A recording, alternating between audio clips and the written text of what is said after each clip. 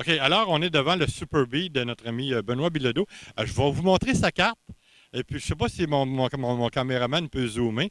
On va surveiller parce que Benoît Bilodeau, il fait une sacrée belle job. On regarde le véhicule, là. Puis, pas parce qu'il est à côté de moi, là, parce il m'a donné un 50 tantôt, mais c'est pas grave. Je tiens à le souligner quand même.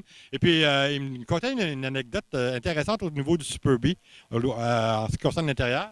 Oui, les Super B, contrairement à plusieurs ce qui pensent, il n'y a pas beaucoup d'options. Le but, c'était d'aller le plus vite en ligne droite sur le quart de mille. So, ils ont enlevé les deux bucket seats et console pour mettre une banquette.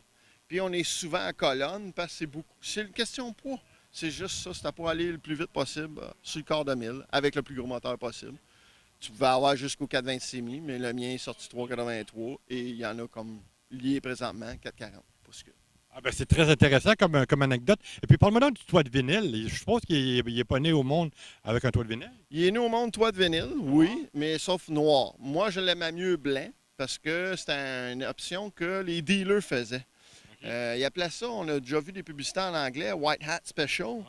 Bien, c'était fait chez le dealer. Parce que sur la chaîne de montage, ça allait un peu vite. Il salissait les toits, mais chez le concessionnaire, il avait le temps de le faire. Puis le White Hat Special, ça venait avec des tailleurs flambants, puis des capes de roue. Mais moi, j'ai pas pris cette option-là. J'ai laissé le toit blanc parce que je trouvais ça plus beau avec l'intérieur qui était blanc. C'est pour ça. Bien, mon chum Benoît, tu en as fait un véhicule remarquable. Et puis, je te lève mon chapeau encore une fois. Félicitations pour ton beau travail et surtout ta patience. On est au Parc des Voltigeurs ici avec devant un véhicule, vraiment un véhicule exceptionnel, un Dodge Super B. Peux-tu me donner l'année, donner l'année? 1969.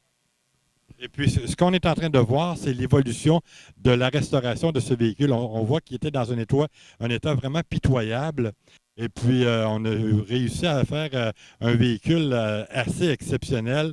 Dodge Super B 1969, propriété de Benoît Bilodeau de Offord. Alors, on voit tout le travail qui a été effectué de façon à ce qu'on puisse faire de cette épave. Il n'y a rien d'autre qu'une épave. On voit la transformation qui a été effectuée. Ça prend une patience exceptionnelle. Ça a pris combien de temps à réaliser ça, à partir du tout début de l'origine, aller jusqu'à maintenant? Ben, je te dirais qu'il y a 1200 heures de travail dans le véhicule, mais qui s'est échelonné sur 2 ans. OK, puis vous étiez plusieurs à effectuer ce travail ou tu étais tout seul? Je l'ai fait toute seule. C'est mon métier de faire ça, la restauration automobile. OK. Ça a fait une belle carte d'affaires en prenant un très magané pour montrer aux gens la possibilité de qu'est-ce que je peux faire. Et puis, toi, tu as commencé, tu avais trouvé ce véhicule-là. On voit au tout début que la couleur était rouge. Tu l'as pogné à quel endroit? Il vient de Quaticook, le véhicule. C'est un véhicule québécois qui a toujours été dans la région de Sherbrooke. OK. Moi, il était rendu dans le coin de Lennoxville quand je l'ai acheté. Puis, on est parti de là parce que c'est sa couleur d'origine. Puis, tout ça. J'aimais la couleur turquoise du véhicule. Puis, on voit qu'il était perforé à de nombreux endroits. Oui, toute la partie arrière du véhicule. Si la pièce n'existait pas de chez Autométal Direct, le véhicule ne se refaisait pas. On a rafoulé un autre véhicule pour faire celui-là. Mais là, avec toute la pièce, on a pu sauver ce véhicule-là. Puis le plancher, comme il était aussi. Le plancher a tout été changé, c'est tout neuf. Les frame rails arrière, c'est tout neuf. Les faux selles, les quarter panels arrière aussi. Ça a été coûteux, mais ça a fait un beau véhicule.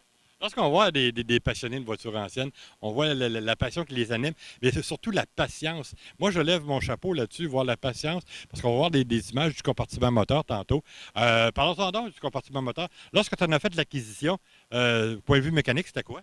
Le moteur qui était là d'origine était plus bon. C'est un 383. Présentement, j'ai un 440 pouces cubes, un HP comme tout le monde qui aime les Dodge veulent celui-là.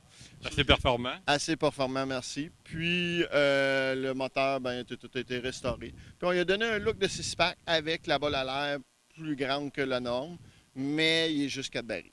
Mais il est très plaisant à conduire. Ben, c'est sûr. Puis lorsque tu es entré ici sur le terrain, le son est vraiment exceptionnel. Hein? Oui, il y a un beau son, comme on aime le son. Tu l'as mis à ton goût. Oui, oui. Finalement, tu l'as mis vraiment à ton image. Puis finalement, tu as fait le véhicule parfait.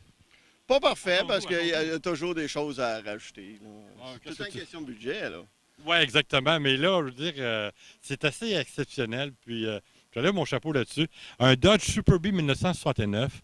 Et puis, on va jeter un coup d'œil à l'intérieur du véhicule. La peinture, puis tout ça, le blocage, tu as fait de A à Z? Le blocage, tout ça, c'est moi qui ai fait de A à Z. La peinture, c'est moi. Le polissage, tout, c'est moi. Puis, en quelle année tu l'as acheté dans son état pitoyable, aller jusqu'à aujourd'hui, son état, ça a pris combien de temps? 2 ans? 2 ans et demi, mais il s'est passé... ça fait 8 ans qu'il est sur le chemin, là, présentement.